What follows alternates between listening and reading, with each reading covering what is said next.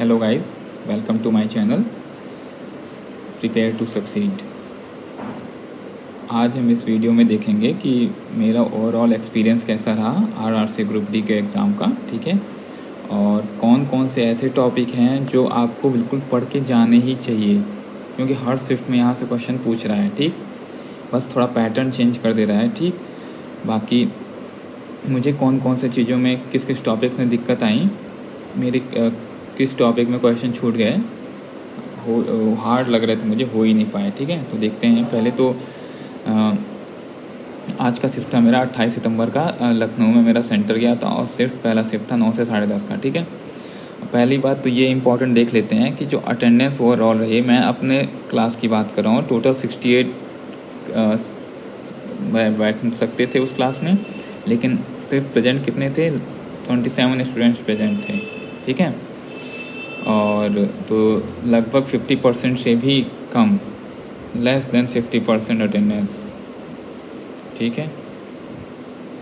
और देख लेते हैं किस सेक्शन में मेरे क्वेश्चन छूटे। वो क्वेश्चन जो था वो रीजनिंग के, मुझे 2 क्वेश्चन काफ़ी हार्ड लगे। वो नंबर सीरीज़ के क्वेश्चन थे। जैसे एक क्वेश्चन तो मुझे यहाँ तक याद है, कुछ 8 था, फिर उसके बाद का अंक पूछा था, और फिर अगला 4, फिर 6, फिर यहाँ भी दो और अंक दिए हुए थे, ठीक है। तो मुझे वो लास्ट टाइम में मैंने ध्यान दिया, क्योंकि मेरे पास 100 क्वेश्चन देख चुका था मैं, और कुछ क्वेश्चन छोड़ दिए जो टाइम ले रहे थे, और उसके बाद मेरे 15 मिनट लगभग बचे, तो मैं फिर जिसमें मैं छोड़ के आया था उसको देखना शुरू किया। तो मुझे ये समझ नहीं आया लास्ट तक ये क्वेश्चन, और एक अगला क्वेश्चन ऐसा कुछ दिया था, ठीक है। लेकिन सेम यही चीज़ नहीं थी, लेकिन इस तरह का क्वेश्चन था, ठीक है।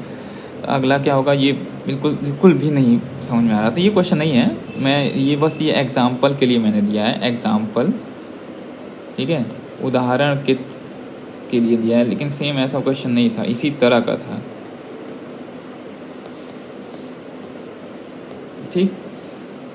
तो ये आप देख के जाइए, रीजनिंग के ऐसे 2 क्वेश्चन आ रहे हैं, इस तरह के 2 क्वेश्चन मेरे पूछे थे, इस तरह का एक क्वेश्चन, लगभग एक क्वेश्चन था।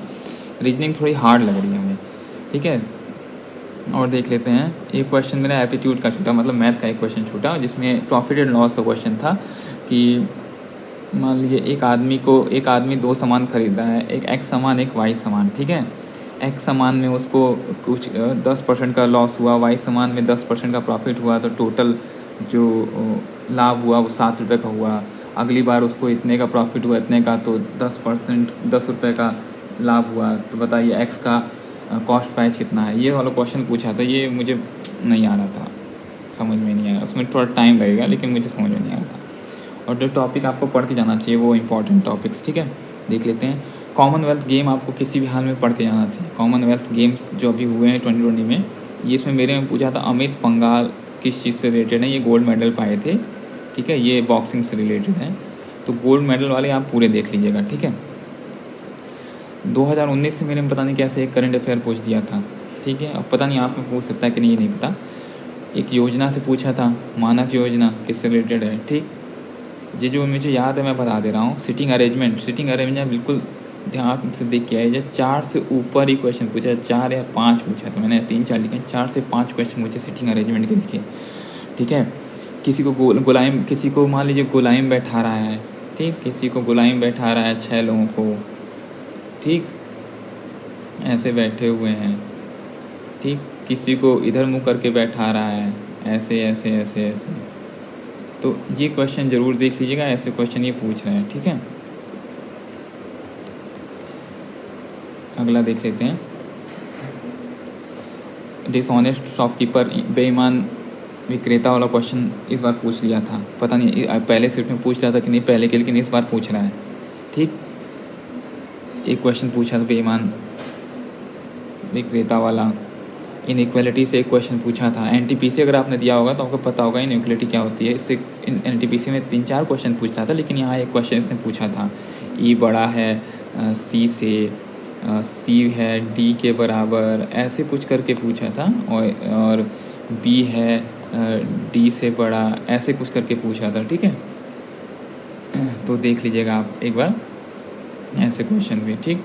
एक ही क्वेश्चन पूछा था, लेकिन इजी क्वेश्चन पूछा था, वो हो जाएगा आसानी से। मीन मीडियन मोड वाला क्वेश्चन पूछा, जैसे 2 3 2 6 8 9 14 12 16 2। इसमें पूछा था इसका मीडियन क्या होगा। मीडियन अब हिंदी में नहीं लिख रहा हूँ मैं, क्योंकि अभी पेपर दे के आया हूँ, तो जितना हो सका है मैंने सोचा जल्दी से जल्दी डाल देता हूँ, आगे के सिर्फ वालों के लिए इंपॉर्टेंट रहेगा। ठीक है, मीडियन आप देख लीजिए क्या कहते हैं, मीडियन, इसी का मीडियन आपको निकालना था। ठीक है, और एक टेबल बना के पूछा था क्वेश्चन।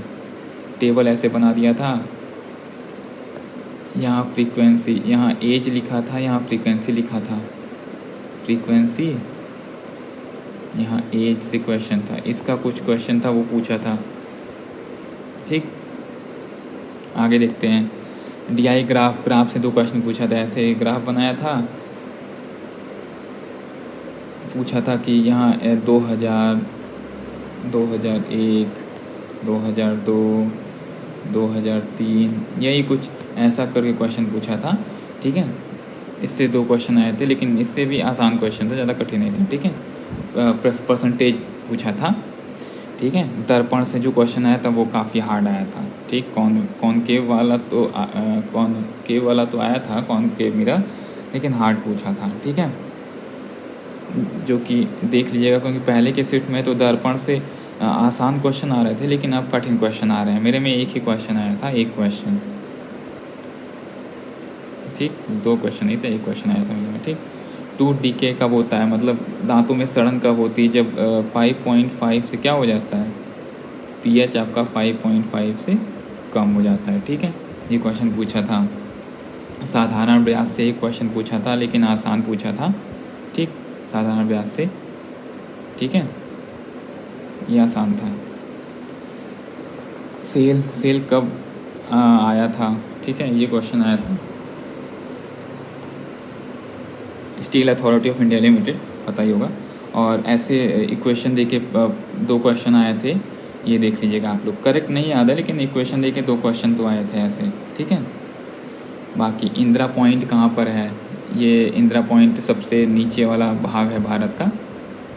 ठीक है, ये मान लीजिए सबसे नीचे वाला भाग होता है इधर का इंदिरा पॉइंट, तो ये निकोबार में ऐसा है।